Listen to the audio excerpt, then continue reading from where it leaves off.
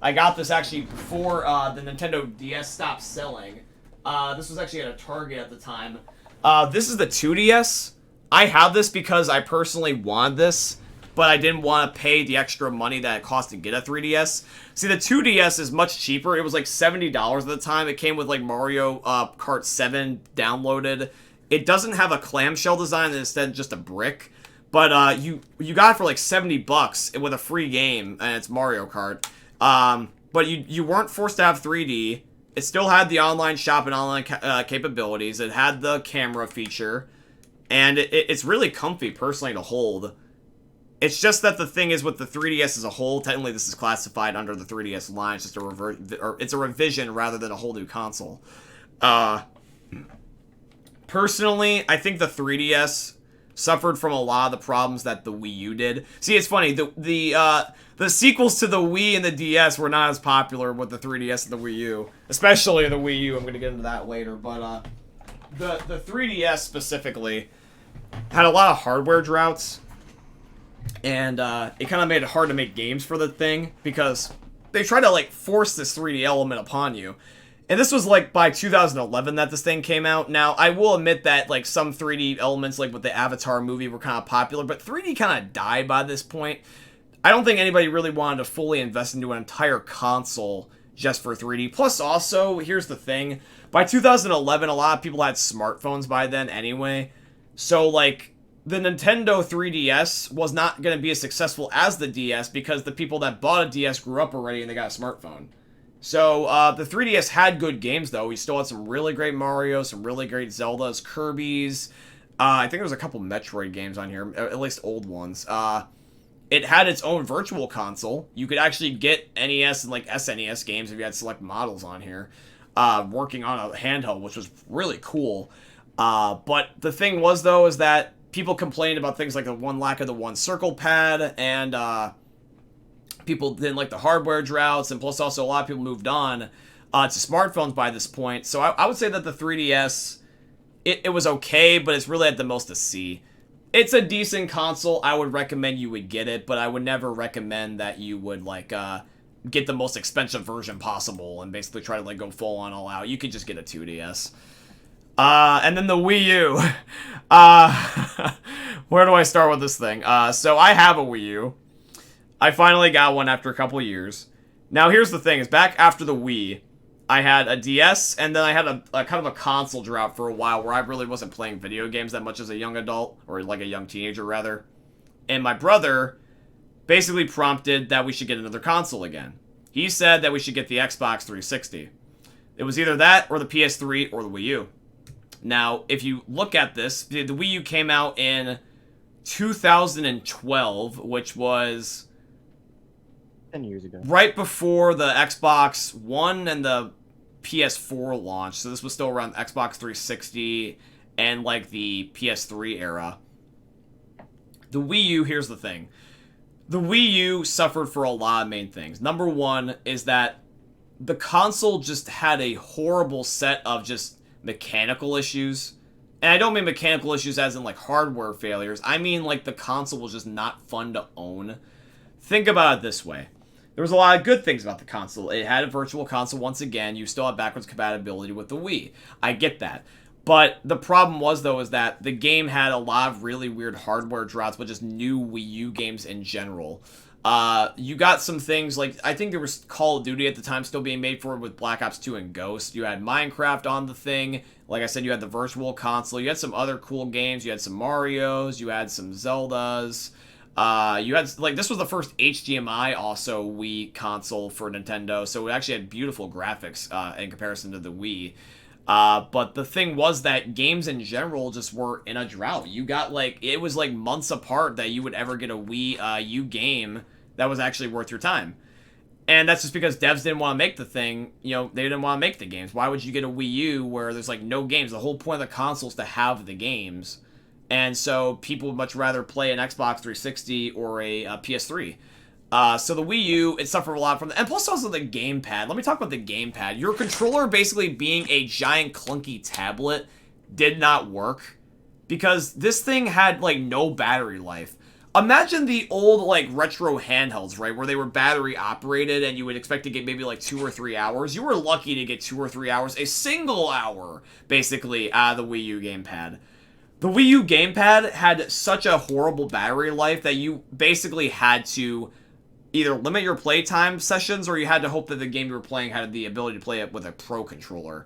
Because you really could not play any game without the thing dying. And some games require you to have this damn gamepad. The gamepad, like, imagine if you had a tablet, like a Kindle or a Nook, right? And hold it sideways with the screen up, and it had like thumbsticks and buttons. That was the Wii U gamepad. In fact, I actually have it. I can get it in my closet. Here, I'll show you. I have all the Nintendo, Sony, and Microsoft stuff at least. Where is it? I think it's back here. I think the Wii U isn't the worst thing.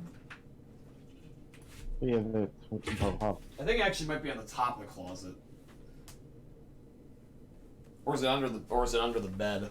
I think it might be under the bed. I'm not gonna look for the damn thing.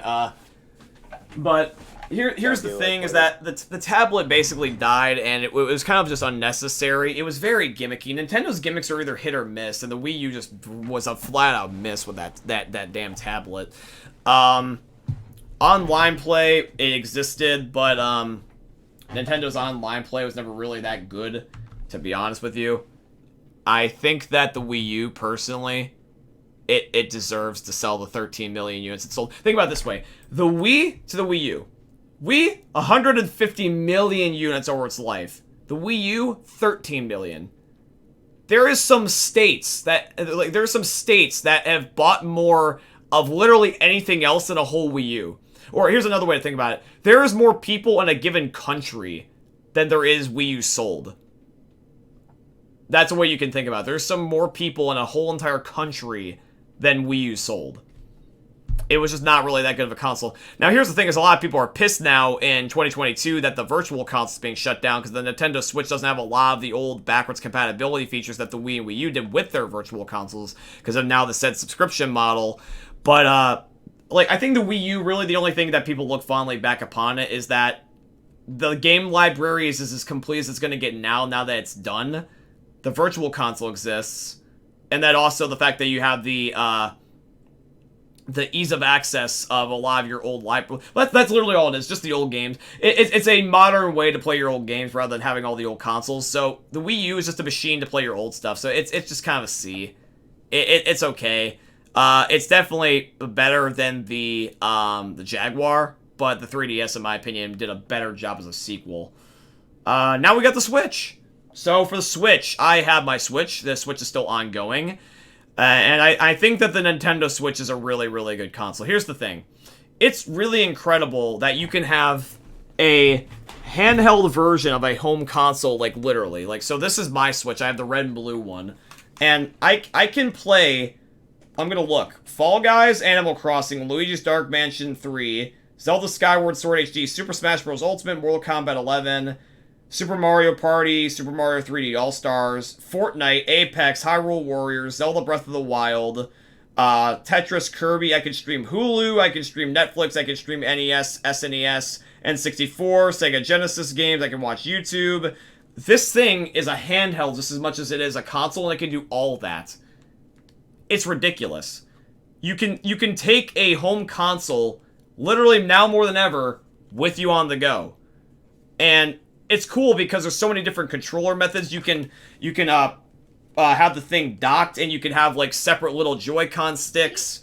You can end up having them in the tablet, and you can end up having it like this. You can end up having a Pro controller without it being docked. You can have it in the dock and play with either one. You can take these little Joy-Con things off and put them in its controller shell, like this, like how I have here with these extra Joy-Cons, and play it like this.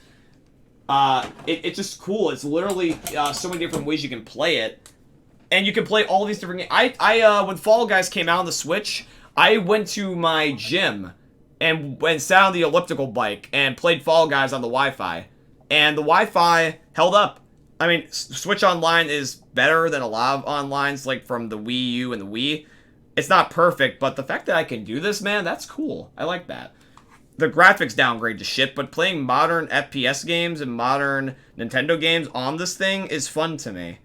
And I like that. And, I think it's like the best-selling console they've ever had next to the Wii in terms of in sales. Like gimmick-wise, it's also up there too. A portable home console, literally, now more than ever. It's just such a creative way they did it. Now I'll admit that the OLED's not perfect, but I really think that the fact that you have the ability to play modern games, because Nintendo was never really about modern games, they were about porting things over. I think that you can play modern games. The fact that you can be able to take it wherever you want. The fact that it's very cheap and very easy to play, very family friendly, still has all these cool things that the Wii and the Wii U did, but even better. I think that the Nintendo Switch, for me personally, deserves to get an A. It's not quite an S. I want to put it up in an S, but I think that the Wii just is a bit better. The Nintendo Switch is ongoing is the problem. That's the thing. Is I don't know where the Switch is going to go in a couple of years. I think that's only fair to give it an A because it could downgrade or it could get better. That's just me personally. The one thing I have to complain about the Switch is the battery life. Really, it's kind of small. I'll add to that. I'll also specify another word. You want to know what it is? What? Joy-Con drift. I think that probably Joy-Con drift is one of the biggest Achilles heel of Nintendo in this generation. It is the biggest complaint I have ever seen in terms of Nintendo for the Nintendo Switch specifically. That Joy-Con, if it drifts, it basically ruins the controller. This one has it. This black one I got. These are used, so it makes sense. But my originals are fine. But these black ones, they have Joy-Con drift, and it sucks because you can't play with them. It makes certain games unplayable because it's stick sensitive.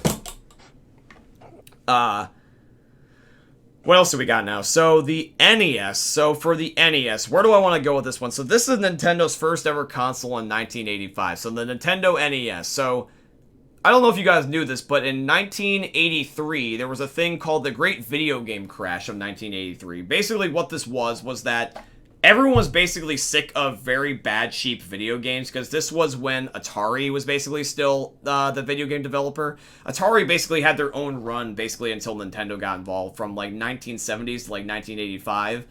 And, in 1983, the market just crashed and nobody wanted them anymore, because all of Atari's games were just starting to get bad and worse and worse, and there was one specific game in particular, that was kind of like the final nail in the coffin, was,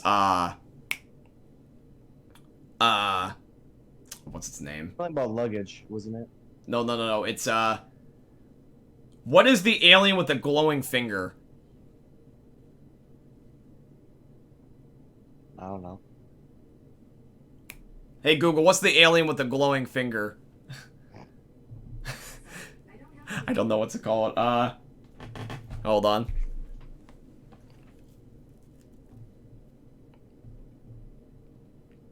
Lost and Luggage, I think, was a really bad Hold on. game on the Atari.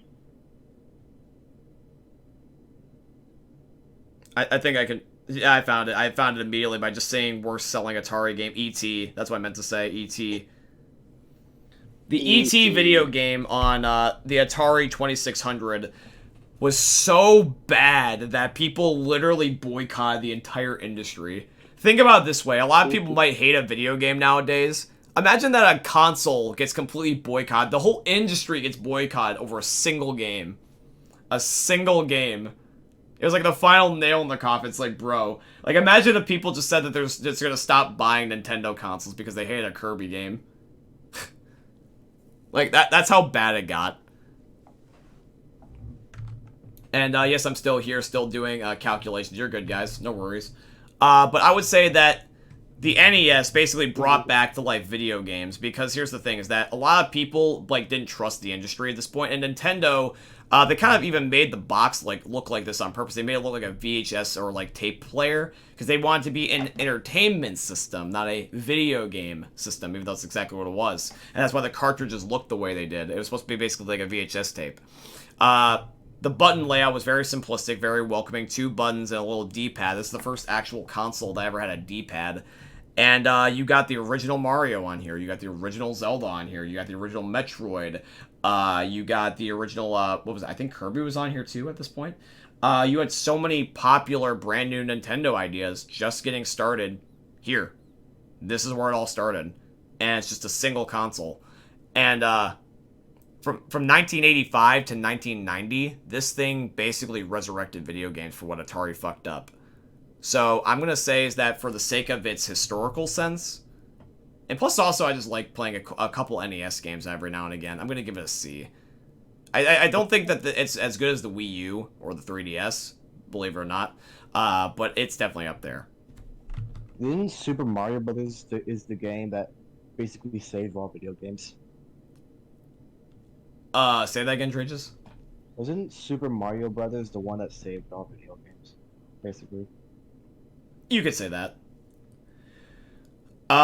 Game Boy, original Game Boy. So the original Game Boy kind of like also got Nintendo's handheld business started. Now, believe it or not, the original Game Boy also sold a shit ton. And it's funny, Game Boy Color is considered separate over here, but Nintendo classifies them as the same thing. Nintendo looks at Game Boy as a hardware revision with the Color, not a separate console, even though technically there's only some games you can only play on a Color. But the original Game Boy, here's the thing, is that when you look at the other handhelds of modern history, there's basically only like one, and that's Nintendo. But back in the day, you also had Atari and Sega competing with Nintendo, which is where you got like the Game Gear and the Nomad and the Lynx. The Game Boy, the reason why it sold more and did better, despite the fact of not having a backlit colored screen, and instead just had a non-backlit green-ass one, is because of the games and the battery life.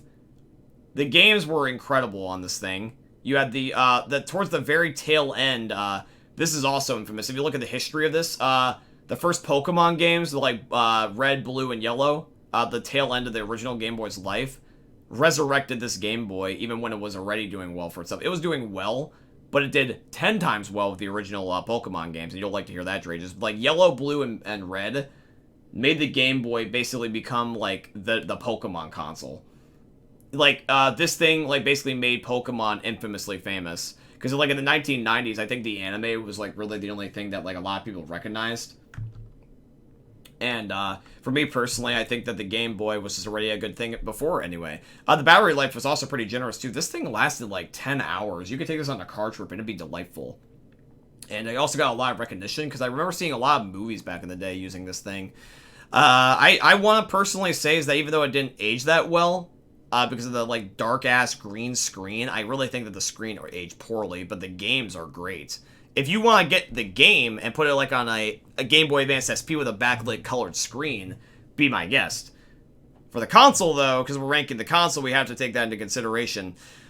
If we're ranking it just solely off of the console, that screen, man, that screen does not age well. It sucks. It's, like, it's bad. So I gotta put it at C just because of the screen. But if it were the games, it would have went into a B spot. I probably would put it, like, in between the Wii U and the NES. It's a little bit better than the NES, in my opinion. I think the Game Boy did better, personally. Now we have the SNES. So this is the sequel to the NES. It's the Super Nintendo Entertainment System. This is where you start to see the more crazier games. The jump from NES to SNES is incredible. You can see so much more beautiful sprite work, so many much better, beautiful games. And plus also the controller, I will say this is one of the most comfortable controllers you'll ever hold. The SNES and the GameCube one specifically are so comfortable to hold. You will love them personally. And yes, and Declopperska, we've reached 12 hours, and thanks for being here all this time, guys. Shout out to you. Shout out to everyone that's been here the entire time. Seriously, I love all of you. But I will say this, that the SNES was a significantly big improvement to the NES. This was also before the N64 kind of like crashed Nintendo's success. Oh, and don't worry, we'll get to the Virtual Boy. But the SNES specifically, this is where you actually started to see the transition from arcade to TVs. So basically, you would have some of the most infamous games on here from an arcade be transferred over to here, such as like Mortal Kombat. Mortal Kombat 1, 2, and 3 all were cartridge versions on the SNES when they used to be, you know, the cabinets in the arcades. And this was cool because you got cabinet level quality at your TV, which was huge. So the SNES basically brought like video games not only to your house, but also of quality to your house. And I thought that was really cool. The controller is comfortable, the sprite work is amazing, and the console's overall runs better. I want to put this at B. I want to say that it's a little bit better than the 3DS and the Wii U and the Game Boy and all this stuff. And the reason why I put it at B is because of its historical value, plus also its games. I could play an SNES game now and still like it. Like, I think I could play a SNES Mario, like Super Mario World or Zelda, like A Link to the Past, and I could have fun. I really do. I really, really do. And then we finally move on to this fucking thing. Okay, so you thought that the Wii U was bad. The Virtual Boy is the stepchild that nobody wants. This is a console, if you could call it that, from in between the SNES and the Nintendo 64. Why was this thing such a failure? I will tell you this. This was basically a failure because of three main reasons. And they're all, funnily enough, very similar to a console we have already ranked. Number one, piss poor battery life. Sound like anything familiar? Here's another one. Poor games. Sound familiar? And also, lastly, very unoptimized hardware. Sound familiar? This is the exact same problems the Wii U suffered, literally from the Virtual Boy. In fact, I think the Virtual Boy, honestly, is very similar to the Wii U in a lot of different ways, such as the ones I listed. And the funny thing is that you think Nintendo would learn, but they literally did the exact same problem with the Wii U. Like, now here's the thing, is that the Virtual Boy was, it was cool in theory, but horrible in practice. So get this. It was basically a VR headset for the 1990s. You would have this goggle thing that was on like chicken legs of like a stand. It was such a piss poor design console. It was just rushed so that way Nintendo had something to sell while waiting for the N64 because it was getting delayed. But it was like this chicken shit equivalent of a VR headset where you didn't have a strap. You had to like lean you had to creak your neck forward. You know how like people have text neck now? There should have been a term back in the day, it wouldn't surprise me, called Virtual Boy neck. You could not sit with this thing on your head. You couldn't sit like this and have it just sit there. You had to lean with this shitty chicken leg stand at a table and crank your neck like this. It was so uncomfortable. And the thing was, too, is that not only did you do that, this thing only showed in red and black. There was no color when the NES and the SNES, these consoles before, had that beautiful sprite work. It was a shitty red and black design. Not only that, the battery life and the games were just piss poor. Get this. This thing is considered a portable console because not only can you plug it in, you can bring it with you with 6 AA fucking batteries. Who the hell wants to take this thing portable, let alone buy this thing?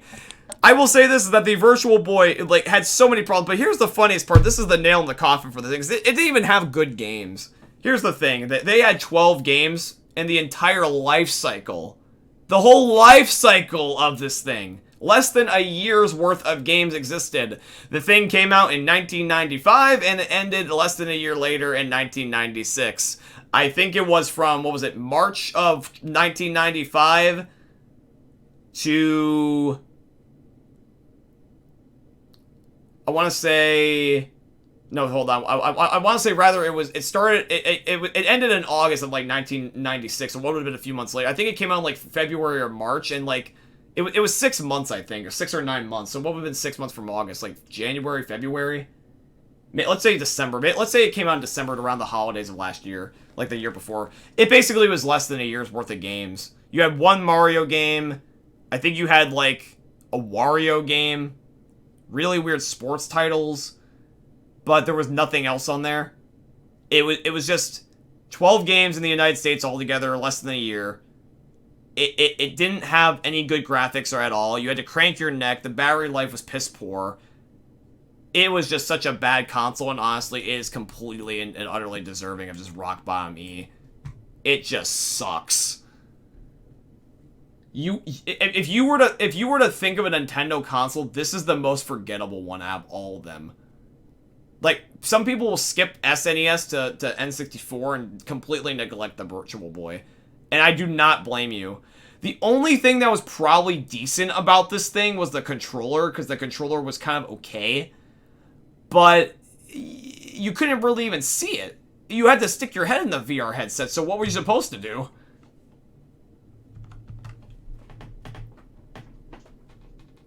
Yeah, it's not even a VR headset. It's a VR headset that you made from scrap. That's what it was. So, it's deserving of being basically F. Then we got the Nintendo 64. This is much improved from the Virtual Boy, but this is still kind of where you start to see a little bit of the cracks in Nintendo. So, the N64 was the last home console until they switched, basically, to end up having a cartridge. This was kind of the demise of Nintendo's king leadership. Because by the N64, by the time that this thing was out, the PlayStation 1 was already out, because the PlayStation 1 and the Sega Saturn both came out in 1994, and the Nintendo 64 didn't come out until 1964, like 2 years later. It was really, really delayed. That's why they released the Virtual Boy. The N64 has a lot of great games. Like, you had a lot of great games, but there was a limited amount of games. It's the exact same problem. You have games on here, but not that many. I think there's 300 Nintendo 64 games, which is significantly much more than the Virtual Boy. But it was so dry. It was so spaced out. You had great games. You had Super Mario 64. You had some of the most famous titles. Like Super Mario 64 and Ocarina of Time. Two of the absolutely most famous of both Mario and Zelda games ever. Ever. And you even had some cool third-party ones. Like Rare was known for this. The company Rare made a lot of the third-party games for Nintendo when they weren't making stuff. They made GoldenEye 007, which was basically a first-person shooter on the Nintendo 64 of all things, because this is the first console that had 3D graphics for Nintendo, because the PlayStation started off with them, and then the Saturn had them for the first time too, because the Genesis and the SNES really didn't have them before. The third dimension kind of made it a little bit hard for Nintendo, but they managed. It's just that the thing was its game library was dry. And plus, also, the controller is weird again. Like, here's another one. In fact, this one I'll actually grab because it's available. I don't know where the Wii U one was, but I'll show you the N64 one. But, so the N64 one, it literally, it has a cock. So, the N64 controller is 3 sticks, 3 thumb grips, 3, like, controller handles. Like, what the hell is this thing? It's like, so for 3D, they decided to give it 3 prongs. So it's like, there's not really a wrong way to hold this thing. You can actually hold it in a variety of different ways. It just depends on what game you are playing. So, for example, if you are playing, like, let's say, 3D games, it would be, like, right prong, middle prong. If you're playing 2D games, it's, like, left prong, right prong. If you're playing some weird-ass games, it's left prong, middle prong. It's just the thing is, though, is that it's such a bizarre thing to have a third grip. It's like Nintendo is like hit or miss, like I said, with their innovations. Like, the controller is such a weird design. And it's fascinating because it strangely works. Because, like I said, you can't really hold this wrong. It's like, you can hold it this way, you can hold it this way, you can hold it this way. Hypothetically, you can even reach every button if you did this. But it's just a really weird design. And I think that, personally, the N64 controller was just bizarre. It had rumble. You could put a peripheral and you could get rumble. It's first controller with rumble. First 3D game, so they had to have this thumbstick. Oh, this thumbstick hasn't aged that well. It's kind of a shitty plastic one. If you were to rub it like this, you would probably get a blister. But I think the N64 controller is fine for what it was. But the PlayStation 1 controller, or even the Sega Saturn controller, was just significantly more comfortable. I think you would have liked them more. Dan Witterose, Shite Bro, did I miss the Left 4 Dead 2 stream? Yeah, the Left 4 Dead 2 part's gone already. This is towards the end of the night when we're just doing tier list and talking, G. But it is good to see you. How are you? Hydrate. I gotta get a drink. I don't actually have any more water. It's all gone by this point, but, tell you what, I'll be right back, and then we'll continue to rank some more stuff.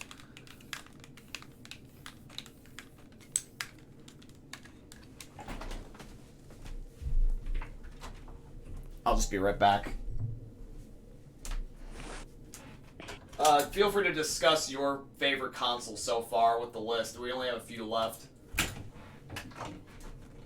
You.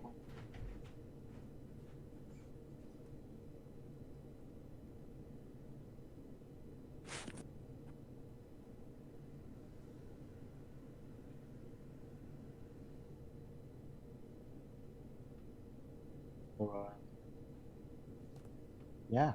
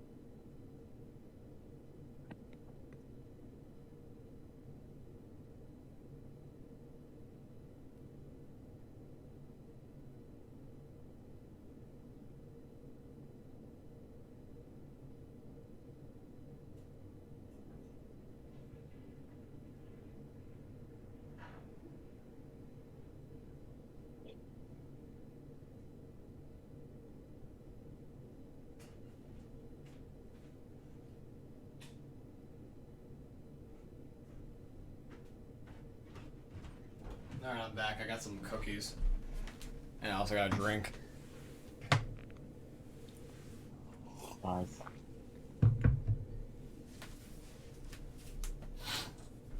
So the Nintendo 64. So here's the thing: is that I like the games. It's just that they were limited. Like, see, here's the thing: is that like when Nintendo had games, they had games.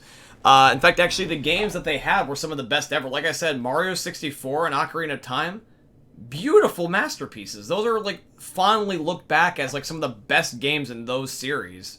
Since Nintendo has such old consoles and they're around after all this time, they have a giant track record, and the N64 era has some of the best games in those series.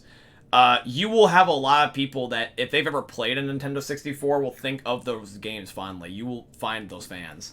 I think that personally, for me, since I didn't grow up with the N64, I can't really say that I have an attachment to those games, but I respect their history, and here's the things: I like Zelda and Mario, and I really want to play those games eventually. In fact, that's one of the reasons why I went and got those original consoles, because I want to play them in their pure form, because sometimes you have to do that, because the emulation on the Switch is just not that good, from what I've heard, and I don't want to pay money to get the subscription service. But, and plus also, fun fact, I don't know if I can verify this, but I think that the 64 is the first console ever to have online. At least in Japan. The N64 DD, which was an add-on that kind of flopped, allowed you to play online.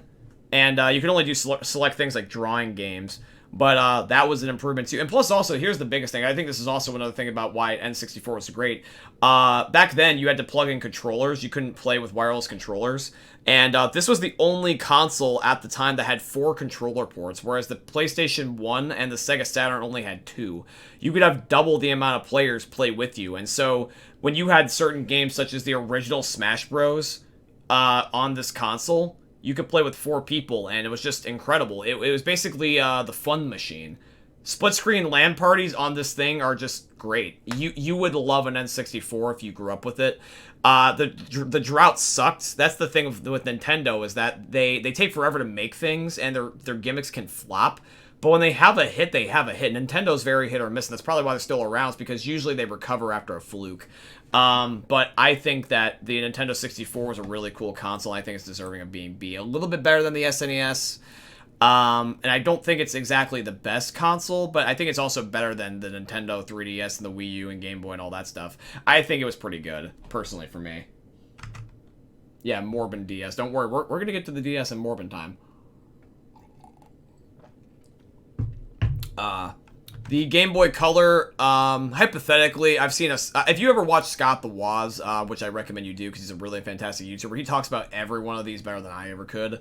But technically, even though we both kind of agree this is a separate console, even though in Nintendo's case they label it as just another Game Boy, it's technically like the exact opposite in my opinion. I think that because there's only certain games on this thing that you could only play on a Game Boy Color, and there's also better hardware improvements. For example, the Game Boy Color had a heat red infrared sensor on the front, and you could use a TV remote. And this is a handheld console. Back in in the 90s, what was it? The Game Boy Color specifically came out in 1998. Yeah, it was 1998, just before 2000. Game Boy Color, really cool, but I kind of have to put it just a little bit above the Game Boy because, unfortunately, it's kind of classified as the same thing. Game Boy Advance, though, this is different. So, the Game Boy Advance. So, technically, this is the rectangle one, but you can also count the SP, which I have. So, the Game Boy Advance, this came out in 2001, was finally the sequel to the Game Boy. Keep in mind, the Game Boy, the original, came out in 1989. It didn't come out with a sequel for the Game Boy Advance until 2001. So it took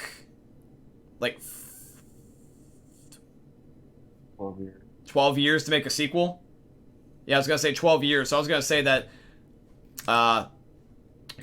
hit play for my lo-fi, sorry. Forgot I turned off a while back. The Game Boy Advance, here's the thing, is that the Game Boy Advance had even better games, in my opinion, than the original Game Boy. Plus, also, it's backwards compatible with the damn thing. For some reason, Nintendo always had it right with their handhelds where it's make it backwards compatible. So you could play Game Boy, you could play Game Boy Color, and you could play Game Boy Advance. All on these things. Every model, too. The original one, the long one, that was still battery operated at the time. Even the clamshell SP, which is kind of like the predecessor to the Nintendo DS. I think that, personally, the Game Boy Advance was a really big improvement. The screen looked better, the graphics looked better. The original long one was more comfortable than the SP. It's got these tic-tac shoulder buttons on the SP, which I don't like, but I like the clamshell and the fact that it's got the glow screen. Finally, it has the glow screen. It had a rechargeable battery with the SP. The Advance and the SP are almost like the way that the Color was the original Game Boy, where it's so many hardware revisions, almost like a new console. But the Game Boy Advance, the original long one, a couple AA batteries, lasted a really long time, had great games, and was backwards compatible. But the SP specifically is the most infamous one. A clamshell design, glow-in-the-dark screen, rechargeable battery, so you didn't have to use AA's anymore. It was a win all around. Now, technically, there's also the Micro, which is another variant, but we don't talk about that one because it's basically an immediate downgrade. The Micro is literally just a super small Game Boy that lost the backwards compatibility feature. Even though it looks pretty, it's basically the Game Boy Advance in less appealing ways, personally. You would want me to do questionable ethics for a custom app in the future? I'm open to that. But yeah, I would say the Advance is really solid. In fact, actually, I'm going to probably put it over the Nintendo 64, personally. I think that the N64 and the NES are both incredible, but this handheld console improves so many ways. The leap in success to Game Boy to Advance is so much better than the slight downgrade that Nintendo had with their home consoles. They always kept improving with handhelds. Nintendo's handheld things were always a great thing. They always did well in that department, personally.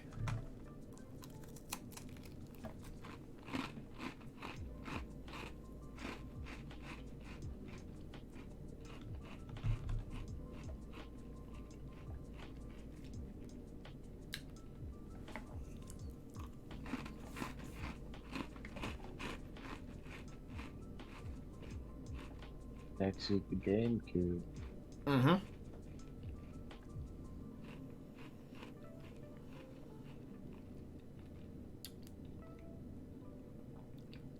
Now the Gamecube. So, I said this earlier. I think that the Gamecube has one of the most comfortable controllers ever. Now, it doesn't look like it, because, the game... In fact, I'm just gonna grab it again. Why not? But, the GameCube... This is the GameCube controller. No limp dick in the middle this time. So, basically, the GameCube, in my opinion, is one of the most comfortable controllers ever, because here's the thing, is that the GameCube controller was specifically remade several different times. They wanted, this is their second console in 3D, so they want to improve it. So what they decided to do is they really repurposed this controller on purpose. They really had several revisions, because you can look this up on Google. There's so many different scrap GameCube controller variants that never showed the light of day. And we finally got this one. This one's just such a good controller because you hold it and it just melts into your hand. Your hand is the controller. You don't notice it anymore. With the N64, you had to kind of like look all over the place to figure out what you were doing. This is so subconscious. You will never notice what you're doing. You can hit every button without looking at it. And it's just so comfortable because like the triggers, the triggers is the most infamous thing about why it's comfortable.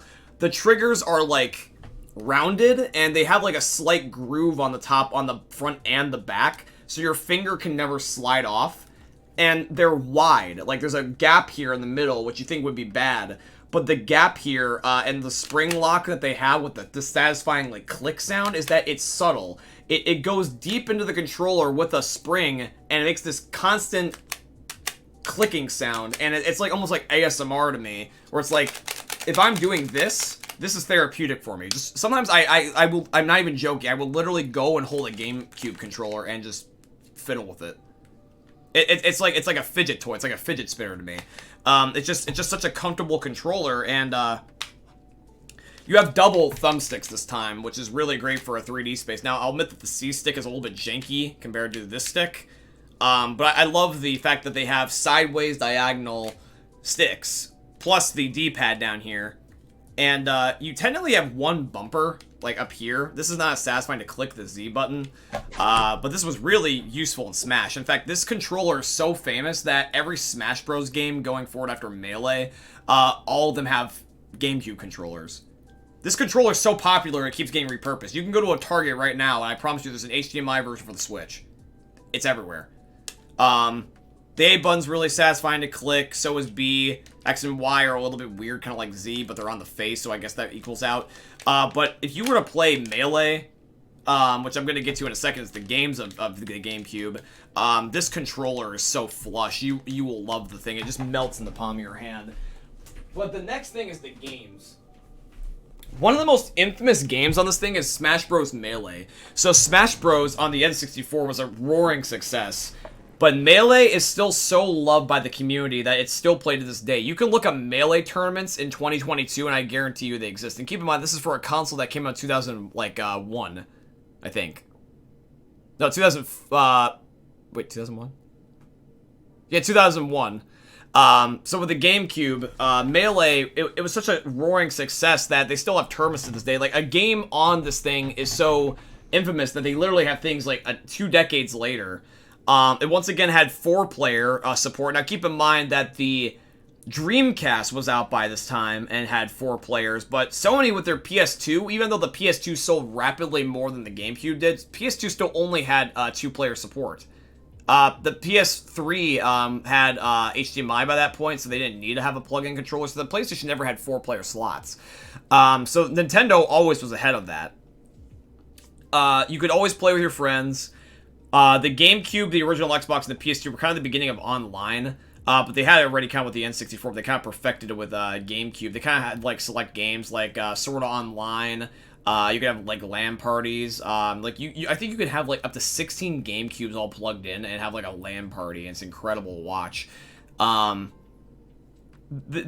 thing had a home menu, which was a big step up, in my opinion. You could take it with you, because it literally was shaped like a lunchbox. The GameCube...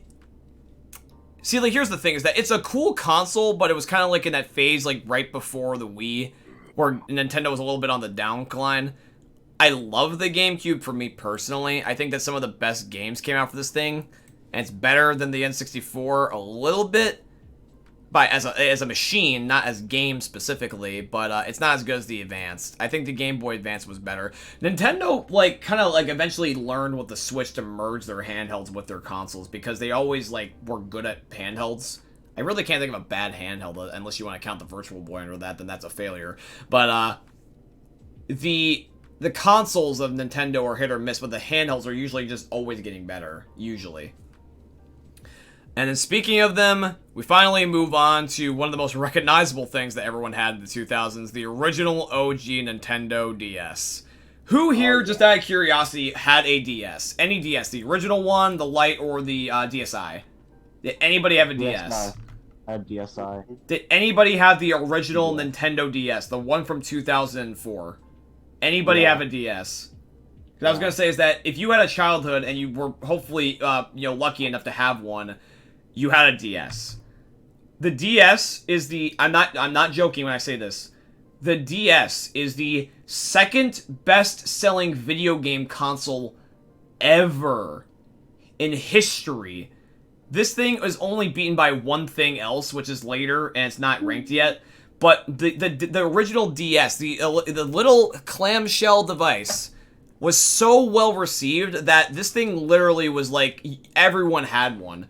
See, you might like have someone that would have a Wii, but everyone had a DS. Like, every sibling would have to have their own. They would have to have their own color, their own game. Everyone, like, people would go to the Walmart to, like, get groceries, and they walk in with 4 DSs. Like, you could not escape this thing. It was, like, everyone played all their favorite multiplayer games. Picto chat. This was, like, texting before texting became a thing. You could, like, doodle on the thing with a stylus, and you usually draw, like, a penis, but it was still fun.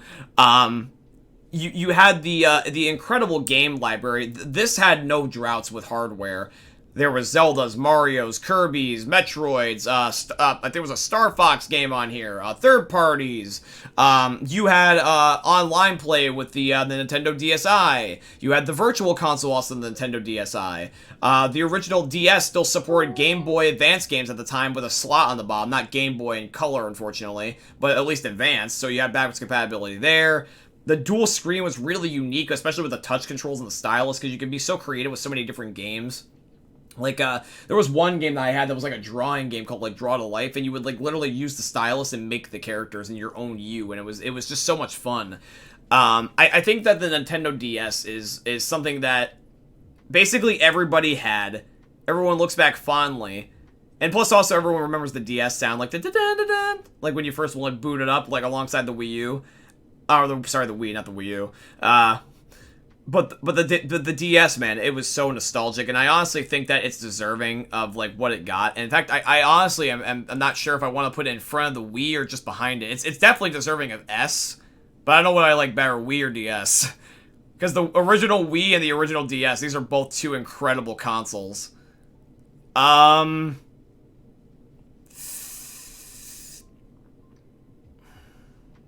I would say is that as hardware, it can't be just games. It has to also be the hardware. I'd probably have to say it's the Wii. It's gotta be, like, right behind it, though, because the Wii also had the ability to do other stuff, too.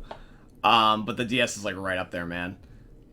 The Philips CDI, this is kind of a funny thing. I don't know if you guys knew this, but this is a home console, technically, but the Philips CDI was never really meant to be a home console. It's just a console because it can play games, but it doesn't mean it should be. Like, that's like saying the Philips CDI is a console is like saying that the Nintendo Wii was a Netflix machine because it can play Netflix.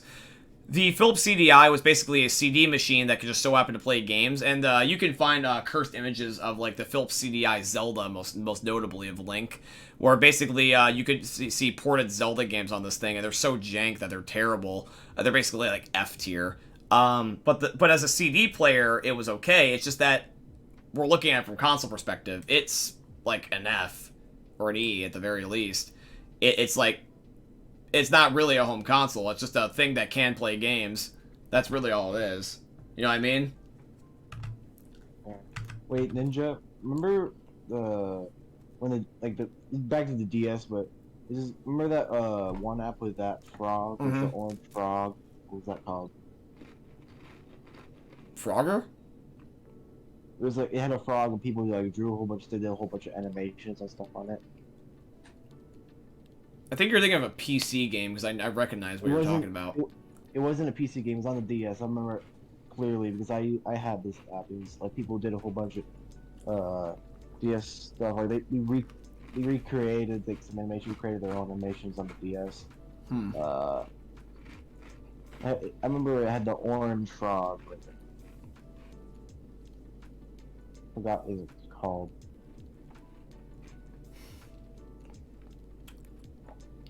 I think I know what you're talking about, but I can't remember it. I see his face, but I just don't remember his name.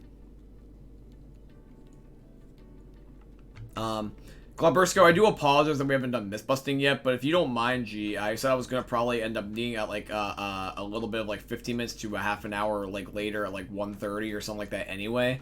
So can we wait and finish this list and then we can do myth-busting if that's alright? Yeah, because I'll honor it. Don't worry, I'm not going to go all night. We're going to do myth-busting tonight. It's just that probably might be only like 2 hours. We didn't really have that many myths anyways, and I was more focused on the stream personally. But original PlayStation. So this is fun. So we're finally now to a PlayStation console. So the PlayStation 1. So I don't know if you guys knew this, but fun fact, Nintendo and Sony were basically kind of like rivals because of a failed deal that kind of like went wrong. So when the Super Nintendo came out, it originally was not compatible with DVDs. It was a console, and it could only do cartridges. So basically what happened was that when Sega made the Sega CD add-on for their Sega Genesis and started to play CDs on it, Nintendo wanted to try to clap back basically by doing a CD add-on for the SNES. They decided to work with Sony to do that, and this is where you would end up getting a prototype of something that you probably would never have heard of. The Sony that made with Nintendo. They had the Nintendo PlayStation.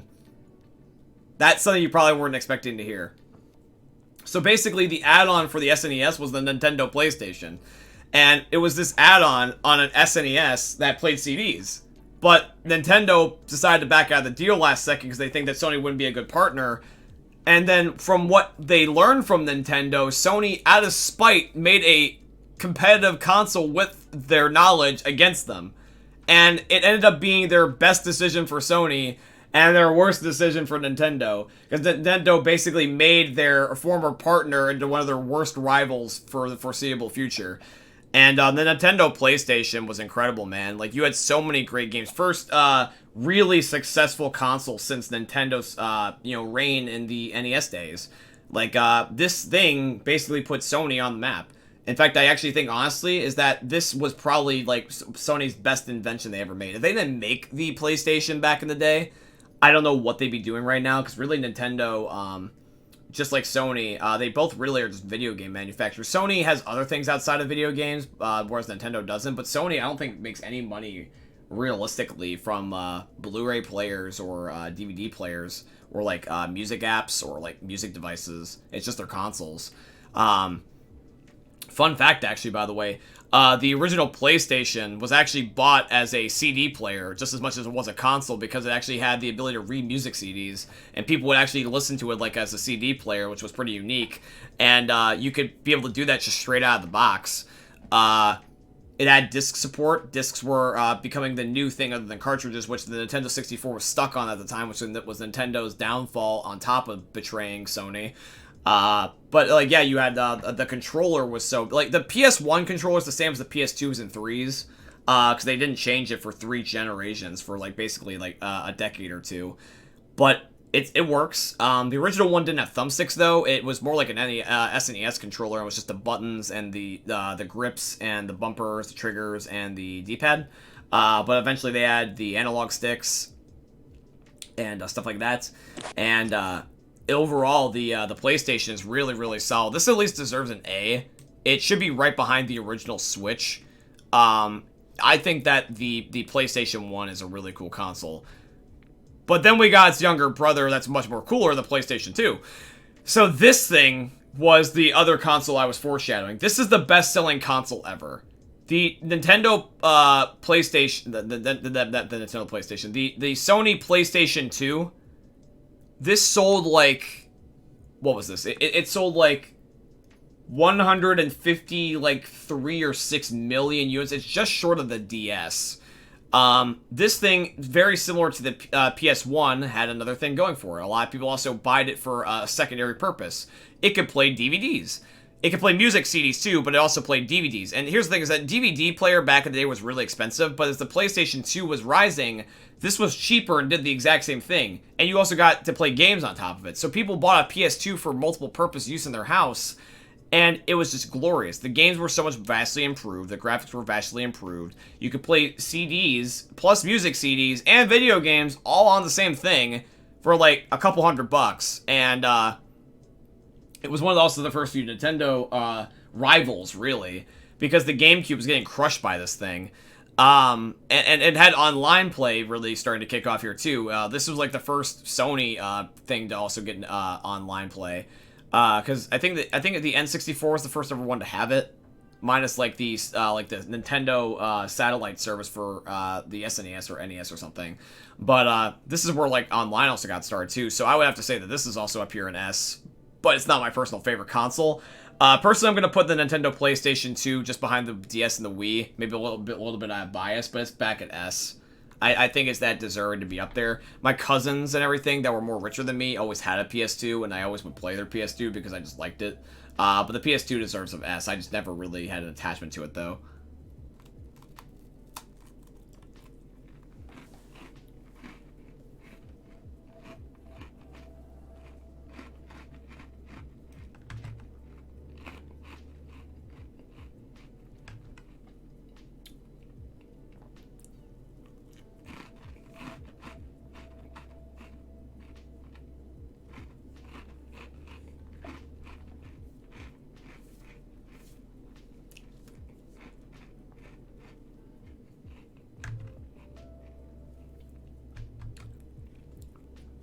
Okay, PSP, PlayStation Portable. So, when Nintendo was making handhelds, they were basically king because nobody competed with them, and then Sony wanted to try to step in the ring with their PlayStation Portable, the PSP. They advertised it as a backlit, online-compatible, basically portable PS2. It played PS2 quality games, supposedly. Basically what it was, that it would play them, but it would kind of like butcher the games. So you could play PlayStation 2 types of games on PSP, but you really weren't. It's kind of like saying you could play a home console game on the Nintendo DS at the time, but you really weren't. I would say the PSP had some rough starts, and the reason why it didn't do as well as the DS is from what it follows. So it had these spinning discs. It had a disc tray in the console, believe it or not. You would pull the back open. But it would like make this grinding, crackling sound, and it would like overheat a lot of the time. And it kind of made it like a little bit awkward. Now you could actually stream DVDs via the well, not stream DVDs. You could play DVDs via this disc port. You actually could get movies on it. For example, you could have Spider-Man 1 for the PSP, like the game, versus Spider-Man 1 the movie, which are two separate discs that fit in the same console and they do different things. PSP is what made me fall in love with Spider-Man. That's cool, man. That's epic. I'm very glad to hear that. But the PSP, the disc tray was like unique for movies, but it kind of made it a little bit silly and clunky, and I really didn't like it personally. It also had like a really weird it really had a really weird thing with the game emulation. The game emulation kind of was like jank. You could play games from the PS2, but they really weren't like the same thing. It felt kind of like a hollow PS2. But you could play it. You could play them. It did have decent graphics and a backlit screen, which looked pretty good. But it was just kind of forced upon the economy. It was kind of a way to keep up with Nintendo. And they tried one more time with the PS Vita, which will come up soon. But it really didn't do that well. It sold like 82 million units. But it wasn't nearly as good. So I'm probably going to say that... I'm going to put it somewhere in here. I'll put it in between the 3DS and the Wii U, like in C tier. It was just okay. PS3. PS3. So, now, Sony, this is where they started to have their troubles. The PSP and the PS3 were kind of Sony's equivalent of what Nintendo had with their little downturn era. So, Nintendo was king with the NES and SNES, and Sony was king with the PS1 and 2. So just like the N64 and the Virtual Boy, the PS3 was kind of the downfall of Sony for a brief period of time. Because basically what happened was that Sony tried to basically act as if like they knew everything. I mean, of course, if you have two of the best-selling consoles ever, you're of course going to get a little bit cocky. When the PS3 launched, the original fat one, the more recognizable one, they tried to just cram so much shit in it that was completely unnecessary. They tried, like, there were so many disc cartridge readers in the thing that I can't even count them on 10 fingers. Now, it did, although admit, have some cool features, but they got removed as they fixed the PS3. Like, some of the features that were good, they removed with other models. So, like, for example, like, backwards compatibility, the original fat PS3, select fat PS3s played PS1 and 2 games, but then after a while, they stripped out PS2 backwards compatibility, you could only play PS1. And so you lost backwards compatibility when they originally offered it. The thing really had a hard time making games for it, like Nintendo did, even though it was disc, but their hardware on the inside made it where devs didn't want to make games for the PS3. They instead first made it for the Xbox 360 and ported it over to the 3. That's why the 360 has a lot of the DLC for like certain games on it first, and a lot of first-person shooters were more treated on it first. Same cheap design. I don't like the PS3 controller. It's the same design as the PS1 and 2, but it's like, more brittle. Like, I feel like if I snapped it over my knee, it would be possible. Like, I could take a PS3 controller and snap it over my knee because it was so brittle. Whereas the PS1 and 2, I felt like were more, industrial. It felt like it kind of got cheap. You had online play. The interface, the menu was a little bit annoying to me. I didn't really like the scroll and select down menus of the PS3. It felt kind of confusing to me. You never would get lost on an Xbox 360. You could get lost in the settings on the PS3. The updates, man. The update, I felt like there was always a firm update for this thing every single time you would get online. And plus also, in like 2011, the servers for the PS3 got like basically hacked. And, Sony had to like deal with that, for compensation for everybody. The PS3 was like one of those things where it's like, there was a lot of great games. Like, you had The Last of Us originally on here. You had still some games, although be it that they were not as good and late, like the GTAs and the Call of Duty games. But it didn't get DLC first. It only really had its exclusives. The online kind of got a little bit jank. Backwards compatibility kind of got, like, not promised. And it was expensive. It was like $600 in, like, 2007 for the certain hard drive space model, and people could not afford that. It also came out like a year after the Xbox 360, so like nobody really wanted it anyway. I would say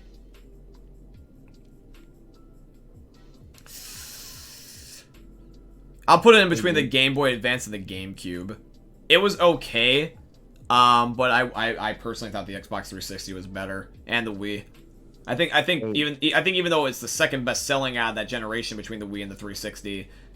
It's my least favorite of the three from that generation. And yes, Drages? When we system with the hacks, I remember hearing that it was that the hacks were related to Kim Jong-un. What? I remember hearing that the Sony hacks were related to Kim Jong-un.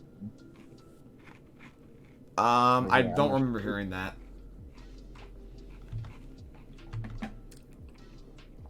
I remember there was a thing way back in the day about the PS2 being collected by terrorists to like use them for nuclear launch codes, but that never became of anything.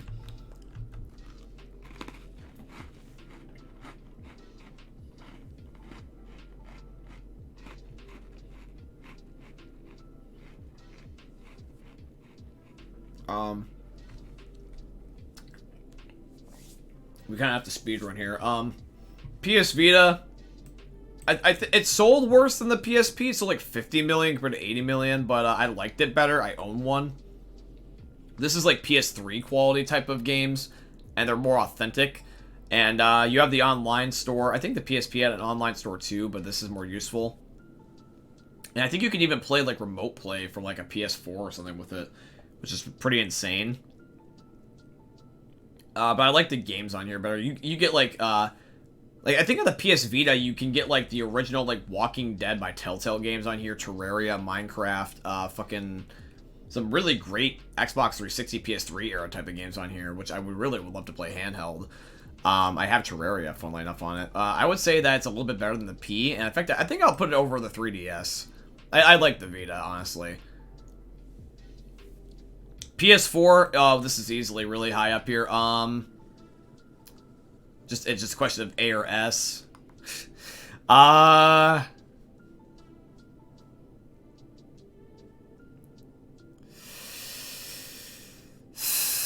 put it in,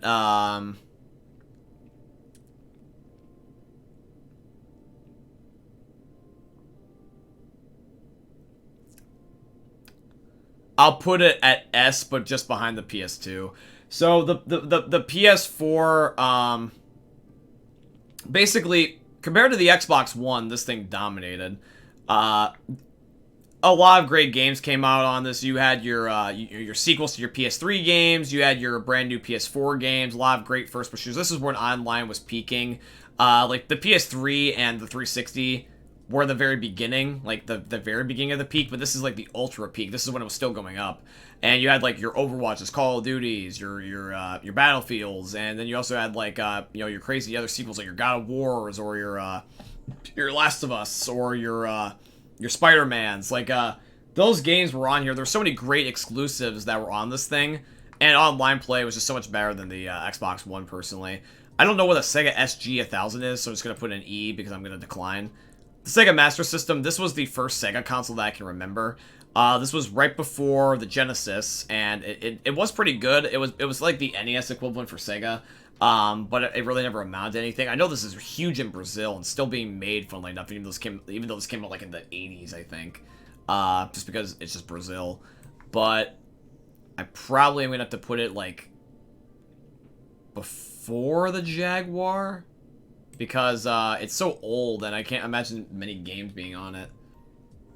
Sega Genesis, I'll put this right behind the SNES, because this came out right around the same era, and I just think that the SNES was a little bit better, but you had a lot of great things, like with the Sega CD add-on, although the add-ons kind of got a little bit ridiculous after a while, because it felt like you were building Legos out of your console, with all these different peripherals.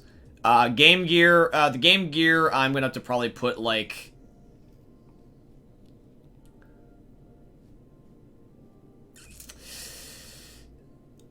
I'm probably gonna have to put it like underneath the Jaguar / above the Master System, because this is like another one of those situations where it's like good graphics technically, but the battery life was just really not that good. You could play Genesis games technically on this thing with how quality it was, just that it really didn't last that long. Sega Saturn, ooh.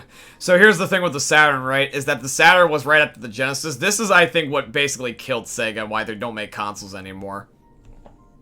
So Sega had a thing where when they made the Genesis's 32X add-on, which was basically like a add-on that you would apply to the Genesis, where it would like have these super advanced cartridges. They went from cartridges to CDs to cartridges again, which I thought was weird. But this add-on cost a lot of money, and it like reverted back to cartridges. But then like a little bit later, they had the Saturn, when people were still just buying the 32X like a year before. The Saturn was expensive. And once again, hardware made it hard to develop the thing for games, so like games never really went to this thing. Now it did have 4-player support, which was cool, and it was also the first CD exclusive Sega console, but it really just didn't do that hot, and it kind of died out. It was much better for Sega after the Dreamcast, but it wasn't enough to recover, and this console actually kind of, I think, killed Sega personally. I'll put it in between the Atari Jaguar and the NES. The Dreamcast. So this was Sega's last home console. It came out in 1999. It had online play. It had 4-player support. And had decent games. Not great games, but decent games. You had your Segas. You had your, what's that one game that Sega always promotes other than Sonic? It's like, no, it's, Yakuza? Right? Yakuza? Yeah, like it's a thing Sega loves. You had a lot of great games on here, and it had cutscenes, it had audio, really good music. I thought there was a really unique thing with the controller. So the controller, even though it was shaped weird, they had these specific memory cards called VMUs, which is Virtual Memory Unit. It was a handheld in the controller as a memory card. You could put this like little slot thing in the controller, and you could see like an image on the controller of the game you were playing, like a little sprite guy, and you could take it out with you, and you could have your memory saves on you. You could take this Genesis to Genesis, and you could also play games on this VMU memory unit. It was like a Tamagotchi with you, and it was very fun. It was the only time they ever did something like this, and it was very, very unique for the Dreamcast, personally. I think that if you were to take this and like put it back before the Saturn, Sega would still be here, personally. But that's just me. But I really like the Dreamcast. I want to put it like...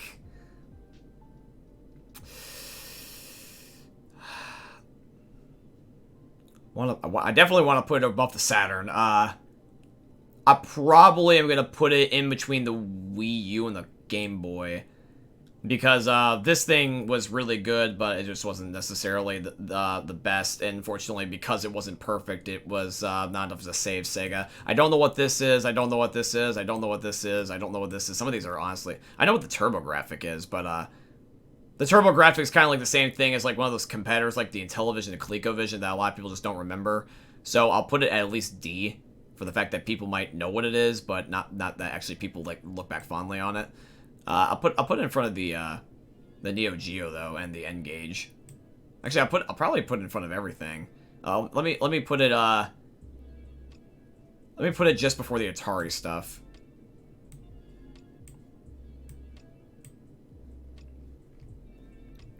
I don't know what this is. I don't know what this is. I don't know what this is. Okay, then here we go. Finally, we got the last 5 things. Xbox, Xbox 360, Xbox One, Xbox Series X, and the PS5. So, the original OG Xbox. So, for the OG Xbox, here's the thing with this, right, is that this is Microsoft's first console. Now, the original Xbox came out in 2001, and it's funny, in 1999, the Dreamcast came out, in 2000, the PS2 came out, and in 2001, the Gamecube and the Xbox came out. For a brief period of time, Sega, Microsoft, Sony, and Nintendo all coexisted.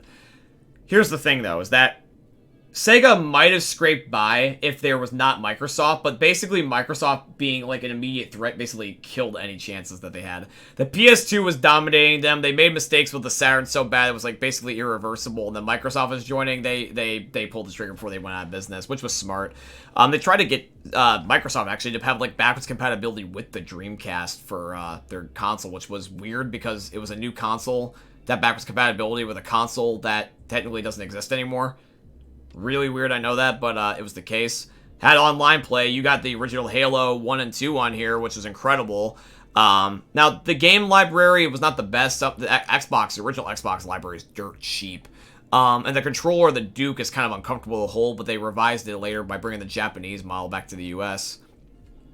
I think that the original Xbox is deserving at least probably B. I think it was really good. You had really good games like Halo. And I think it's a little bit better than the GameCube. It's under the PS3, but a little bit better than the GameCube. You had really solid games on here, and you had Xbox Live. Xbox Live is honestly, in my opinion, like the king of console services, other than of course, Nintendo and Sony's offerings. But I think out of all, like Xbox Live is the best. Xbox Live is the best like console online service, in my opinion. And then we finally move on to my personal favorite, the Xbox 360. I love this thing so much, man. I'm so nostalgic over this thing. I'll never get rid of mine. Like, the Wii was my first console, but the Xbox 360 is my favorite because it's where I met my best friends. I met so many amazing people on the Xbox 360. My friends Jake, Parker, Tim. Some I don't even know anymore, but at least my main buddies like Jake and Parker and Tim, I met them here. And you had the Xbox 360 Call of Duties, Halos, Battlefields, Minecraft got ported over to this thing. There's Terraria on this thing. The indie games on this thing were like, and plus also just the original like Xbox interface is just so easy to navigate and was so family friendly and fun. They kind of did some weird things with avatars, which were trying to imitate the Wii, and the Kinect was kind of stupid. But that was towards the end. The Xbox One rather suffered for that, more rather. But I love the thing so much that I will forever remember the boot up. I will forever remember the games. I remember how everyone wanted to make their games for this thing because the hardware was just so much better. Now, yes, I understand it had a Red Ring of Death, but it wasn't as bad personally as, like, let's say what Sony had with just flat hardware. See, it was funny. Sony's console had no games, and the Xbox 360 always broke, so it's like, pick your poison. It's either that or you got Nintendo with Mario. But I love the Xbox 360. They revised it so much better with the S model, like the slicker black model. The white one always was the one that had the problems. Fun fact, actually, my Xbox 360 has had the red ring of death before, and it's still alive. It's actually had, like a half ring. It's like the corner ring. I think each corner means it's a different hardware failure. But if you have the whole ring, it's basically dead. But I think at the most I've ever had it once was 3. Like, I think it was like the upper left, upper right, and the bottom left. I just need the bottom right. I don't know what it was. It's like one's like the hard drive, the heating, the CPU, and then something else. And somehow mine's still alive after all these years later. But I love the Xbox 360, and this is going to be a little bit of a hot take, but I think it's the best console ever. I'm just saying this right now. I think it deserves to be S in front of the Wii and the DS and the PS2 and PS4. I respect all these consoles, but this is my favorite, and it makes it biased. Yes, I know. But I think that my bias is not even really a bias, because I think everyone has basically the same opinion as me. I don't think that there's anybody that doesn't like the Xbox 360.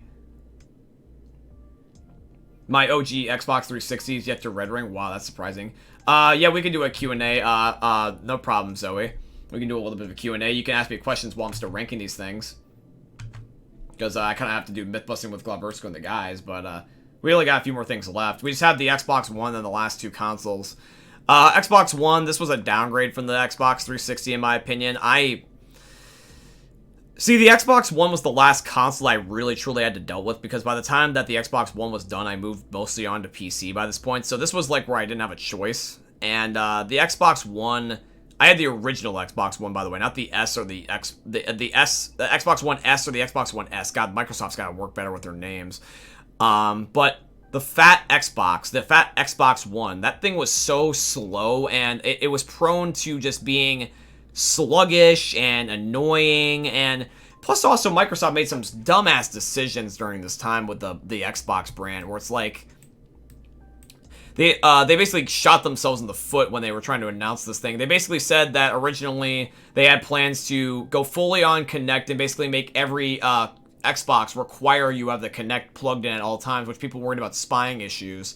There was another thing about how that you were not allowed to trade games with people. The console would recognize a CD to that specific console. It makes sense that you can't share digital unless you have, like, let's say, someone's account. But they wanted to do this with discs. They wanted to make it so that way you could not take your disc to somebody else's Xbox. It would just say, this disc is meant for another console. It's like, the fuck?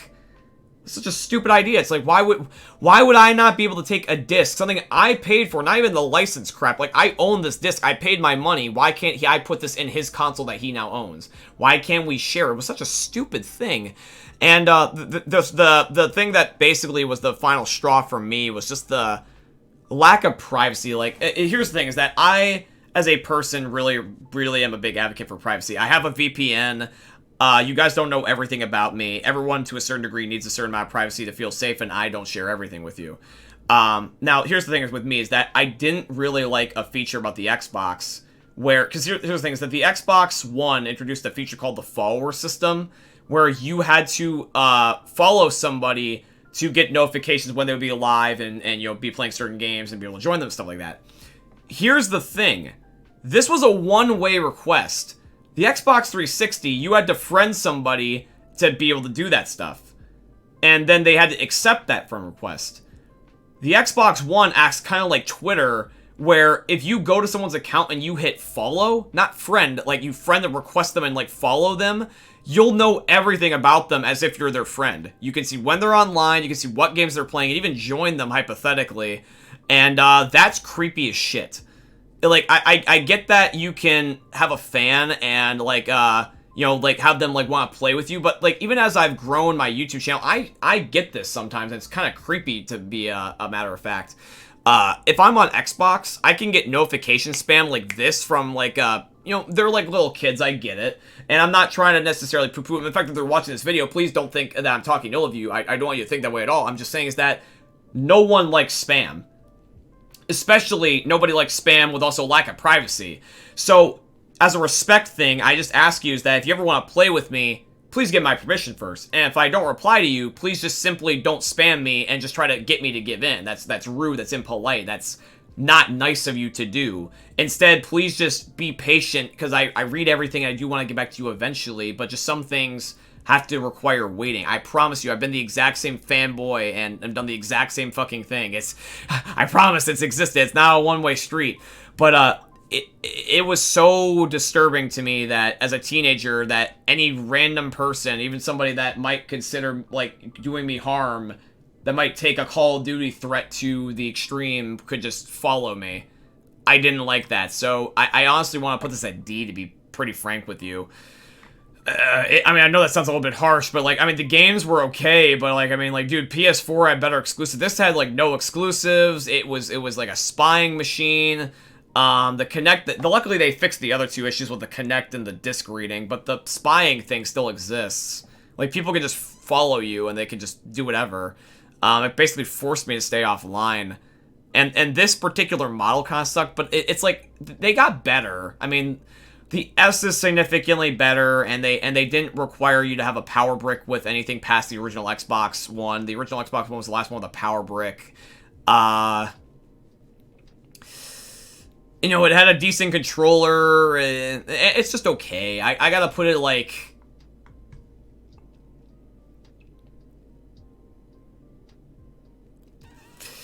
I'm putting it in C, and I'm gonna barely put it just above the Wii U.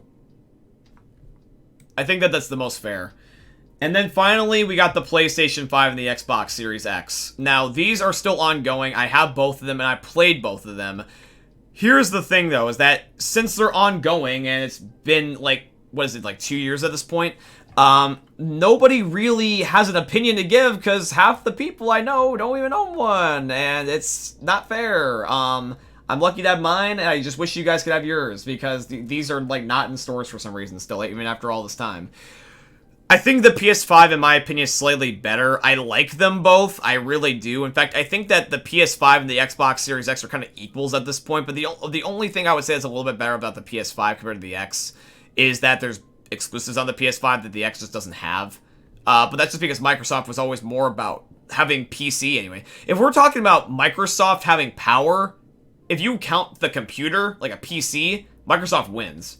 But console, it's Sony in this regard. So I probably am going to have to say that the PS5, since I really can't properly give it a rating right now, and like, I want to give it a rating, I'll say that they're both, I'll say both the PS5 and the Series X are the tail end of A, with the PS1 and the Nintendo Switch. Because I know they could have potential, but I can't guarantee their success. That's just the only thing. So, in my opinion, guys, this is my personal tier ranking of every video game console from worst to best. So, here's the